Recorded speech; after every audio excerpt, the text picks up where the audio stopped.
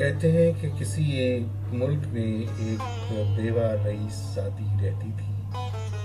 اس کی 2 کنیزیں تھیں جن سے وہ گھر کا کام لیتی تھی۔ یہ دونوں کنیزیں بہت زیادہ سست، کاہل اور کامچور تھیں۔ انہیں کام کرنے سے سخت نفرت تھی، خاص طور پر صبح سویرے اٹھنا تو انہیں ایک آنکھ نہ پاتا تھا۔ ان کی مالکہ کے پاس ایک مرغ تھا جو صبح صبح اذان دیتا تو مالکن ان دونوں کنیزوں کو جگا کر کام کرنے کو کہتی۔ اس بات سے یہ دونوں کنیزیں بہت ناراض تھیں۔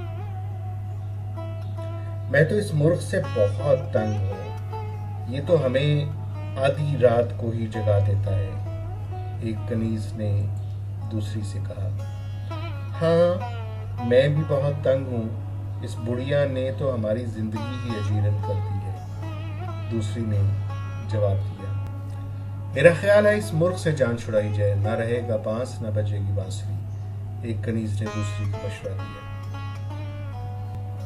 یہ ٹھیک ہے، تو بس آج کا دن اس مرغ کی زندگی کا آخری دن ہوگا اور اس کے بعد ہم مزے سے سویا کریں گے۔ آہ کتنا مزہ آئے گا، کنیز نے جواب دیا۔ وہ دن مرغ کی زندگی کا آخری دن ثابت ہوا اور بڑھیا کو پتہ ہی نہ چلا کہ جس کھانے سے وہ لطف اٹھاتی رہی وہ اس کے پسندیدہ مرغ کے گوشت سے بنا ہے۔ دونوں کنیزیں مرغ مسلم سے لطف اندوز ہو کر گہری نیند سو گئی۔ ابھی انہیں سوئے ہوئے تھوڑا ہی وقت ہوا تھا کہ بڑھیا آئی اور بولی، مردودوں کی طرح سوئی رہو گی یا اٹھو گی بھی؟ دیکھو تو سورج بس نکلنے کو ہی ہے۔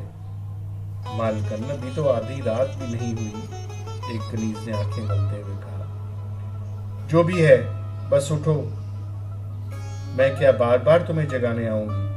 اب کون سا مرغ ہے جو بانگ دے کر جگا دے؟ بڑھیا نے لاٹھی ٹیکتے ہوئے جواب دیا۔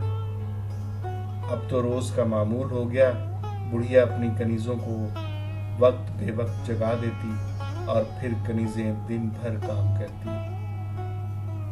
میرا تو نیند سے برا حال ہے، جسم ٹوٹ رہا ہے، ایک کنیز نے دوسری سے روتے ہوئے کہا۔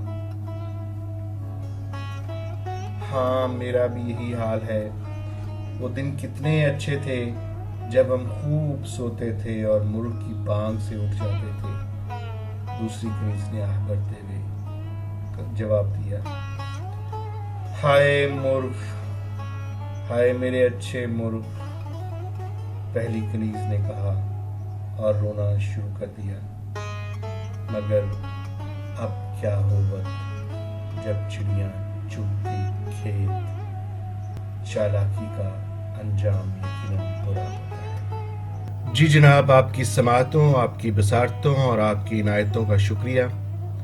اگر آپ کو یہ ویڈیو پسند آئی ہے تو اسے اپنے پیاروں، یاروں اور بیلیوں کو بھیجیے، سبسکرائب کیجیے، کامنٹ کیجیے اور لائک کیجیے۔